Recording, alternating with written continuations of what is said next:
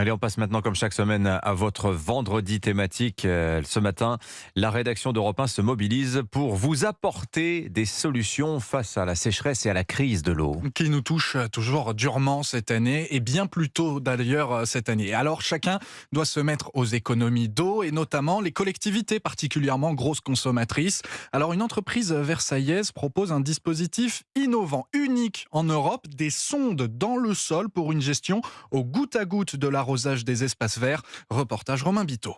Ça, c'est les capteurs, c'est ça. La tige, elle est vraiment pour trouver la bonne profondeur. Les sondes sont enfouies sous terre, le réservoir d'eau de l'arbre.